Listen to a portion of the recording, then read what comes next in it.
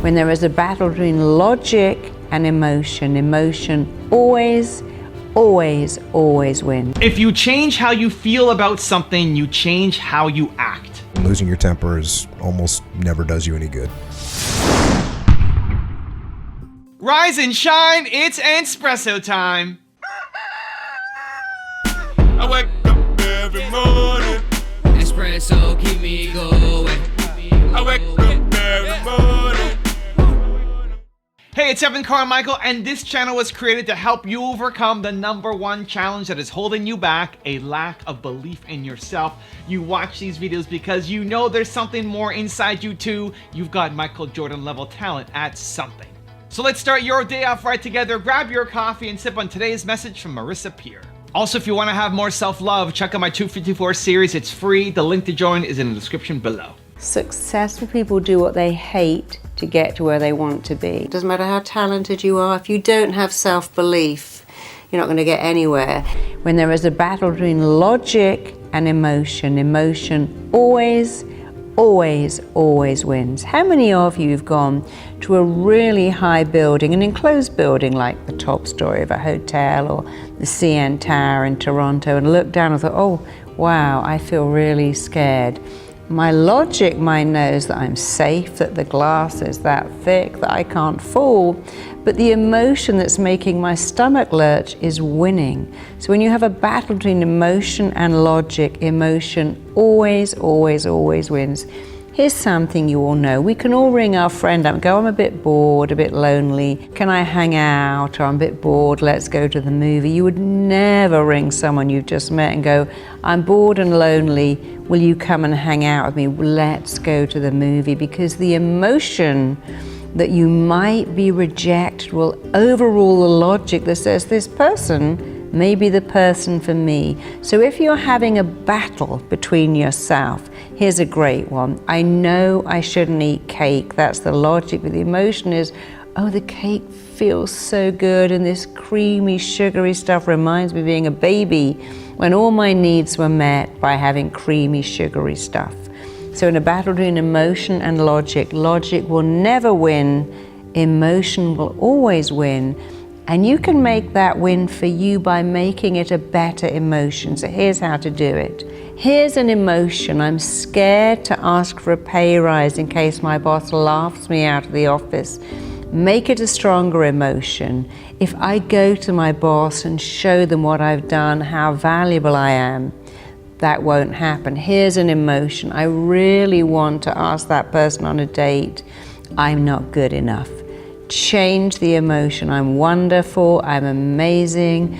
What could I get from asking someone on a date that says yes so much? And if they say no, I'm only exactly where I was before, except I've been brave. I've done something courageous, I've taken action. Even if it doesn't work out, I've lost nothing, but I've gained courage. So when you're having a battle between logic and emotion, emotion always wins, logic never wins. That's why you could stand on the windowsill of your apartment if it was on the ground floor, but you would never stand on the windowsill same size if it was 100 stories up, because the emotion that you may fall will defeat the logic that says, I can do this when it's a few feet off the ground. Why can't I do it up here? Because emotion overrules logic. You can make your life phenomenal, extraordinary, and wonderful by always using emotion to defeat emotion. If you change how you feel about something, you change how you act. The problem is, most of the time, we don't catch our feelings. If you're feeling negative, angry, frustrated, depressed, it doesn't matter what the thing is that you're trying to accomplish, you're not going to give it your all and you're not going to get results because of your negative emotional state. If you don't start changing how you feel, you're never going to make progress on the goals that you set for yourself. So one of the things I love doing whenever faced in a negative situation is say, it's the best. It's the best. I'm wearing this hat. Says Fanta because friend of the channel, Mark Drager, pointed out to me when I was saying it's the best that I'm a reframer. I'm reframing. I never heard of the concept before. Reframing means you take this negative situation and then you spin it, you reframe it so that it's positive, so that it motivates you, so that it's exciting, so that it pushes you forward instead of it being a negative thing that is all-encompassing and depressing and brings you down. And he said, well, you're always positive because you're just a reframer. And he has this Enneagram, and I'm a number 6 or something. I don't know. He can give you more details. You want to know what number you are and what it means, go follow mark.drager on Instagram and ask him. But I don't think that's something that's just in me. I think everybody can learn how to do it. Everybody can learn how to reframe. You take whatever negative situation that's in front of you and say, this is the best. Right now, this is the best. Where this came from was I was on an airplane from Vancouver to Los Angeles. And that's a 5-hour flight, give or take. And I had to sit next to this really smelly dude. And there was no other option. I had to stay on the plane. I had to make my flight. I had to speak at this event. The only other option was get off the plane. And he was really smelly. I'm sure he didn't want to be smelly. And sure that wasn't his, intention or ambition. It just happened. Probably had 3 stopovers, hadn't showered in however long, and just, he stunk. And in my head, I'm trying to find solutions. There's no solutions. And so I'm upset. I'm complaining, there's 15 seconds of back and forth. Say, this sucks. I can't believe it. And then here's what happens in my head. I say, this is the best. This negative thing that's in front of me right now, this is the best. This is my chance to show myself what I'm made of, right? And so he's sitting right here next to me. I'll look over and just breathe it in. Breathe that in. Breathe in that smell. Breathe it in. To show myself that this is not the limit. That this one dude is not going to ruin my day. And I feel great now about myself because self-confidence comes from doing difficult things. And I just did something difficult. And that's where it's the best came from. It was a quick trigger to myself to say, this is the best. It's the best. And now it's become this thing that anytime I'm facing a really negative situation that feels overwhelming, impossible, just want to complain, find somebody to blame and say, it's your fault. No, this is the best. This is my chance to show myself and the world what I am made of. And so you can flip it for yourself. What is so overwhelming, so impossible, so crazy that is bringing you down? You look at your calendar, you look at your list of emails, and it's just depressing. Great. This is the best. If you believe, like I believe, that your purpose comes from your pain, if you believe that the thing that you struggled with the most in life becomes your calling for the rest of your life, the time that you struggled and suffered the most as a human, your purpose for the rest of your life is to help other people who currently are who you used to be, then that thing that happened, that massively negative thing, the most painful moment in your life, actually is the best. Because it's going to allow you to serve hundreds, thousands, maybe millions of people through your purpose. So that negative thing's in front of you. Tell yourself, it's the best. So how can you start reframing? I'm going to give you a 3-step process that I think will help.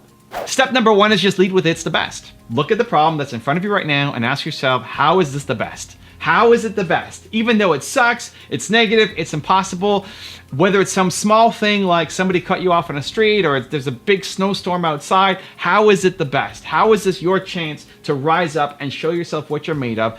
Just make a list, like write it down right now. What is the big problem in front of you and how can it be the best?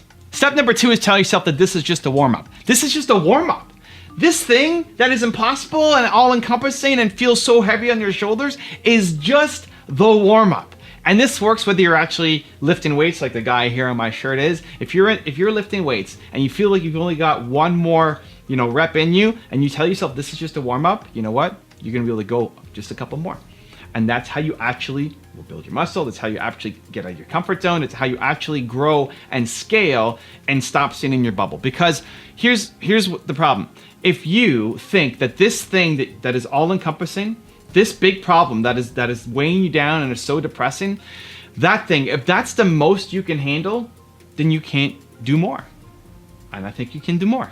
I tell myself I can do more. I tell myself that this big problem that feels impossible is just a warm-up. That this is not the boundary of my capabilities, that I am capable of so much more. And it's a fantastic reframing technique that will trick your mind. Try it. Try it right now. Think of the thing that feels impossible, that you want to give up, and just tell yourself, this is just a warm-up. I am capable of more. And see if it doesn't give you just a little bit more energy to go off and solve that problem. And step number 3 is sing. One of my favorite things to do every morning is sing. It's part of my morning routine. I put on a song that makes me come alive. The fastest way to change your state, the fastest way to go from being negative and out of control and depressed to positive, optimistic, and happy is to sing, is to put on music. Music is the fastest way to change your state. Here's what most people do. We put on a song for how we currently feel. If you're feeling low, depressed, angry, you'll put on low, depressing, angry songs. Don't do that. It keeps you where you are. Instead, put on music for how you want to feel. Put on songs. There's no magic song, right? There's no one magic song. For me, right now, in my morning routine, I'm putting on my own rap. I made a rap. There's a Chinese song and I'm doing an English rap on top of it, and I love that song and I love my rap, and so it's 3 minutes something that I listen to every morning, and I have it on and I'm rapping with myself and I'm dancing. It makes me move. That song makes me move, right? You might listen to it and hate it. Awesome. But there are some songs that even if you were tired, if you were feeling lazy, if you were feeling low and this song came on, you would have to move. You may not get up and go crazy, but if you were really low and this song came on, you would find yourself singing. You would find yourself moving. Those songs, that's what you want to start your day with. Put it in your daily routine. And the next time you ever feel yourself feeling low energy, put on the songs that make you come alive. Quick story about the rap. We were last weekend going to Costco and being stuck in traffic. The things that I hate the most, right, in terms of day-to-day life, shopping at Costco and being stuck in traffic for me are tilters. I hate it. First world problems, right? And so we put on the song, put on my rap song, and all of a sudden now I'm singing to it, I'm dancing, we're dancing in the car, we're having a great time just because of one simple song. And so you can use It's the Best, you can use This Is Just a Warm Up, and then put music on. Build a playlist today. The best thing you do is build a playlist right now of 50 songs that you love, that if they came on would cheer you up, so that you don't have to wait until you're depressed and low or negative energy to then go and find a song. Because in that window of trying to find a song, you're gonna abandon it. Make your playlist today, and whenever you're feeling low, put it on.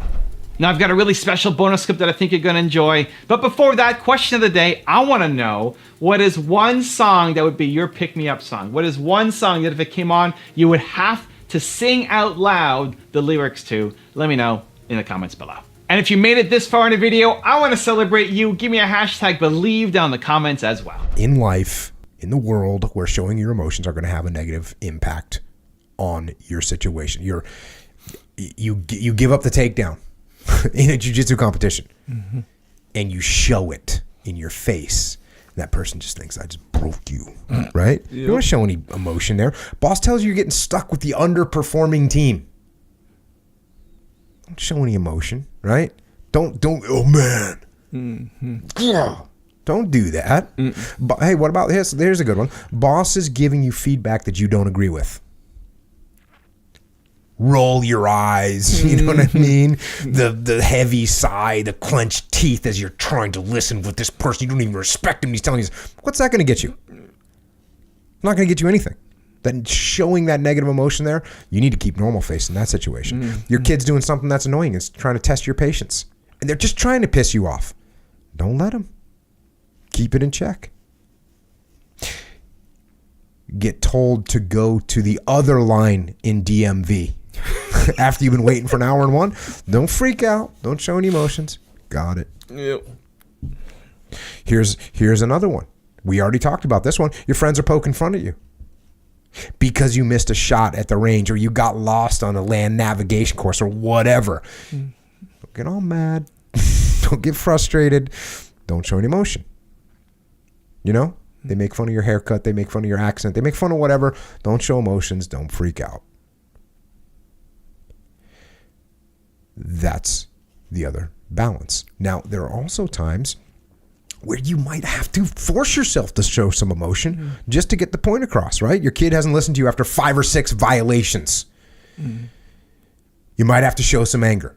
Or they do something that's going to get them hurt, right? You got to show some emotion so that they realize that was real. But flying off the handle and losing your temper is almost never does you any good. So, yeah, you have to be balanced. In order to be balanced, you have to be in control. And in order to be in control, you have to detach from your emotions so you can control your emotions and not let your emotions control you. If you want to learn how to master your brain with Marisa Peer, check out the video right there next to me. I think you'll enjoy it. Continue to believe, and I'll see you there. People think the brain's really complicated. It's not. It's actually quite simple. You only need to know 3 things about your brain to always get what you want.